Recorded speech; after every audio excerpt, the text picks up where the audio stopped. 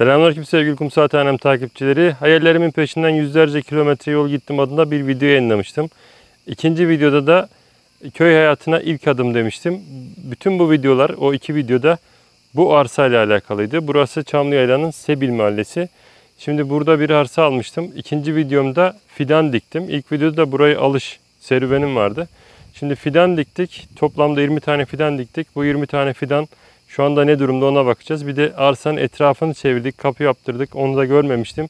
Onu da beraber göreceğiz. Şimdi arsanın içine bir girip bir bakalım bakayım fidanlarımız ne durumda. Şu anda Ağustos ayındayız. Nisan'da dikmiştik. Bakalım tutmuş mu tutmamış mı? Neler olmuş bir görelim. Hadi içeri girelim bakalım. Şimdi böyle bir kapı yaptırdım. Kapı gayet güzel duruyor. Bakın etrafta böyle tel örgüyle çevirdik. Kafes telde.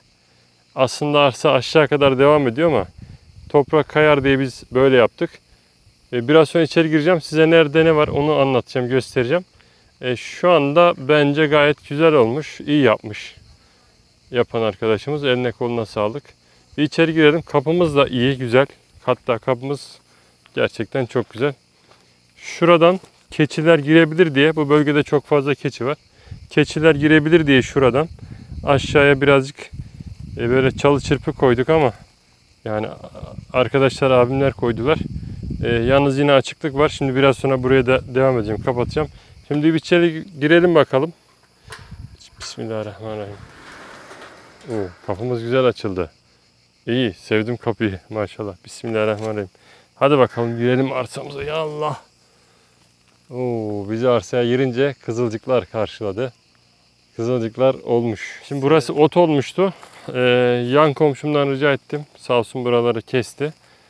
Şimdi şuraya tel örgüyü bağlamak için bir tane tel yapmış. Tutturmak için. İyi, güzel olmuş. Şimdi bir gireyim bakalım içeriye. Bismillahirrahmanirrahim. Şu ceviz ağacı fidanı kendiliğinden tuttu. Bu ceviz kendiliğinden tuttu. Bakın şu bölgeye aracı koyacak şey yapacağım. Nasip olursa yer yapacağım. Merak ediyorum fidanlarımız ne durumda diye. Bak böyle arsa kendine gelmiş, görünmüş. Yani ne olduğu belli. Arsanın nasıl olduğu belli şu anda.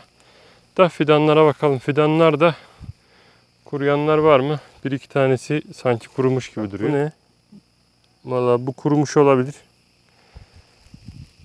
Bakın tel örgüyü yapınca arsa da kendine gelmiş. Belli olmuş yani neresi değil. Evet, şu fidanımız tutmuş. Bu arada Vatan Millet Bayrak adında bir izleyicimiz çok güzel yorum yapmıştı. Ne yapmam gerektiğini, bu fidanlara ne yapmamız gerektiğini söylemişti sağ olsun. Buradan da ona selam olsun. Tabii yapamadım dediklerini. Sağ olsun, Allah razı olsun. Güzel şeyler anlatmış. Yapamadım dediklerini çünkü uzaktaydım. Bakın burada bir tane güzel bir ceviz var. Tamam, güzel. Devam edelim. Bakın evet, tutmuş. İyi maşallah. Bak tutmuş, görüyor musunuz? Şimdi bu ne derseniz bilmiyorum. Ama tutmuş bu. Devam edeyim. Yani bu da inşallah tutmuştur. İnşallah tutmuştur. Evet, güzel. Maşallah tutmuş, baksanıza bir. Bakın tutmuş hepsi. Bu da tutmuş. Ya şöyle oldu. Nisan ayında ektik. Sonra çok şükür ki çok fazla yağmur yağdı. Evet. Bu da tutmuş. Şuradan devam ediyorum. Şuraya ekmiştim. Ektim mi? Bu ne ya? Bunu ben mi ektim? Bilmiyorum. Ektim sanırım. O da tutmuş gibi duruyor. Bir şeyse devam ediyoruz. Evet, tutmuş. Güzel. Çok şükür. Evet, tutmuş. Yani üst tarafta kuruyan yapraklar var ama daha çok yeşil. Evet, devam ediyorum. Bu fidan da tutmuş. Evet, kurumuş ya şu. Bu kurumuş. Yani artık buna diyecek bir şey yok. Zaten birkaç tanesinin kuruması normaldi. Bakalım. Şu kurumaya yüz tutmuş ama belli değil. Ceviz sanırım bu. Yani kuruyabilir. Yani belli olmaz. Yeşil de duruyor. Bakın şurada asma kendiliğinden. Asma kendiliğinden verdi. Burada daha önce asma bahçesiymiş. Asma bağlarıymış buralar. Daha sonra hastalık girmiş asma bağlarına. Asmayı bozmuşlar. Kiraza dönmüşler. Oradan kalan asmalar bunlarda. Bakın karşı komşularımız buradalar. Yanında bir yer var. Evet, bu da tutmuş. Bakın. Çok şükür. Devam ediyorum. Evet. Bu da tutmuş. Evet, şu da tutmuş. Evet, tutmayan yok. Çok şükür. Birkaç tane var. Şu mesela. Bu sanırım badem. Bademdi bu herhalde. Yo, bu da tutmuş. Tutmuş abi. Çok şükür. Evet evet. Tutmuş çok şükür. Şimdi bu arsaya ne yapacağım size söyleyeyim. Bu arsaya biraz daha bakım yapacağız. Yani şu bölgeye şimdi şuraya ev yapacağım nasip olursa. Bu arada buraya ev yapmayla alakalı izni aldım. Bütün her şey yasal prosedürle devam ediyor, gidiyor. Şu bölgeye ev yapacağım. Kısmet olsa daha önce de söylemiştim. Yapabilirsem 2 katlı yapmayı düşünüyorum. Ya da direkt üstü yapmayı düşünüyorum. Teras olacak. Teras da karşıyı gösterecek. Karşı tarafta ormanlar var bakın. Oraya gösterecek inşallah. Şurası normalde trafo. Yani elektrik direkleri de var ama burada yani elektrik var mı tam olarak bilmiyorum. Gelmiş mi elektrik? Ama su hemen yanından geçiyor. Buralar yan komşularımızın arsaları. Ağustos ayındayız. Yani gayet güzel duruyor. Bence gayet iyi olmuş. Önümüzdeki sene daha güzel olacak inşallah. Şimdi şöyle düşünüyorum. Eğer buraya evi yapabilirsem şuraya, şu bölgeye şuradaki ağacı birini belki şu arkadaki ağacın ne olduğunu tam bilmiyorum. Bir göreyim de belki onu keserim bilmiyorum. Çünkü çok karman çorman olmasın. Şurada kök var. O kök gidecek. Bak asma ne güzel kendiliğinden. Baksanıza bir ya. Asmaya baksanıza. Ne güzel kendiliğinden devam etmiş gitmiş. Bakın ya çok güzel ya. Maşallah. Şimdi şu kendisi vermiş. Ama tabi yağmur mu yağmış, dolu mu yağmış? Bakın üzerinde de var meyvesi. Baksanıza cevizlere. Ceviz var. Evet ceviz var burada. Şurada kızılcık var. Kızılcığa doğru bir bakalım. Kızılcığımıza ne durumda? Kızılcık. Çok güzel olmuş. Bakar mısınız ya? Vallahi kıpkırmızı olmuş. Çok güzel olmuş. Abi bakar mısın şuna? Bak bak. Görüyor musun kızılcığı? Çok güzel olmuş ya.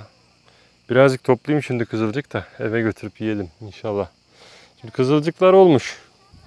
Şurada incir var. Ya bu bölge biraz yüksek olduğu için incir tam olmuyor. Şimdi burada bir drone uçuracağım. Drone'la da arsayı tam olarak yukarıdan görelim. Nasıl olduğunu bakalım. Bak şimdi bu da incir. İncir çok büyük olmuyor. Yüksek rakım yüksek olduğu için. İncir çok büyük olmuyor. Evet incirler de bunlar. Görülüyor mu incirler? Yani bu incirler tam böyle incir reçeli olur. Bilir misiniz bilmiyorum. Çok güzel olur. Şimdi şuraya da şu bölgeye de nasip olursa sebze ekmeyi düşünüyorum. Yani domates, patates, patlıcan, biber şu bölgeye. Şurada çam ağacımız var. Yani gayet güzel ya. İyi, hoş. Elhamdülillah. Yer burası. Ben burayı çok seviyorum. Öncelikle söyleyeyim. Yani inşallah Rabbim nasip eder, ömür verir. Burada emeklilik olunca burada yaşamayı nasip eder. İnşallah uzun yıllar. Tabii dünya malı gelip geçici. İnsan hevesleniyor elbette. Şu karşıya bakar mısınız elmalara? Ya. Çok güzel. Bakın elmalar karşıda olmuş. Çok iyi ya. Yani yan komşumuz burada olsaydı onunla da biraz sohbet ederdik. Evet. Durum böyle. Sevgili dostlar, Nisan ayında ekmiş olduğum fidanlar Ağustos ayındayız. Gayet güzel bence. Birkaç tane fire vermişiz, öyle gözüküyor. Zaten bir 15-20 gün sonra falan yağmur gözüküyor inşallah olursa. Ya bence güzel. Etrafındaki tel örgüleri de güzel yapmışlar. Yapan ustaların eline sağlık. Arazimiz ortaya çıkmış. 600 metrekarelik bir arazi ortaya çıkmış. Ne oldu? En azından sınırlarımız belli olmuş. Bundan sonra bize gelen de eğer ömrümüz olur, Rabbim de nasip ederse inşallah buraya ev yaptırmak. Fidanların da büyümesini bekliyorum dört gözle. Bunun için bir 3-4 senem var inşallah. 3-4 sene sonra nasip olursa bu fidanlar da büyürse, ki bu toprak çok güzel bir toprak. Bu fidanlar da büyürse inşallah burada güzel bir şekilde ev yapmayı ve güzel şekilde oturmayı Rabbim nasip etsin inşallah bize. Şimdi bir drone uçuracağım. Bir etrafa bir bakalım drone'la. Hem arsamızın yeri tam belli olsun. Nerede, nasıl. Hem de ben ara ara geleceğim buraya. Siz de burayla ilgili yapmam gerektiği şeylerle ilgili yorum yazarsanız memnun olurum. Bana yardımcı olursanız çok fazla bilmiyorum. Memnun olurum. Kanalımıza da destek verirseniz memnun olurum. Eğer kanalı takip ederseniz tabi uzun bir süreç. Ev yaptırıp prefabrik ev yaptırmayı düşünüyorum. Ev sürecini, yaptırma sürecini, pazarlığını, işte burada nasıl ev yapılır, yapmış olduğum evi, bütün hepsini eğer ömrümüz olursa aşama aşama göstereceğim inşallah. Beraber gideceğiz. İnşallah sizlerin de desteğiyle, yorumlarıyla. Yorum yaparsanız burayla ilgili ben de sizlerle beraber devam edip giderim buraya güzel bir şekilde ev yapma noktasında. Şimdi drone'u uçuralım. Bizi takip edin. Bizi takip etmeye devam edin. Bize destek verin. Burayla ilgili de yorumlarınızı bekliyorum. Şimdi drone'u uçuracağım. Ondan sonra da videoyu sonlandıracağım. Arsayı hem yukarıdan da bir görelim. Kendinize bakın. Kum Saathanem'de kalın. Sağlıkla kalın. Allah'a emanet olun.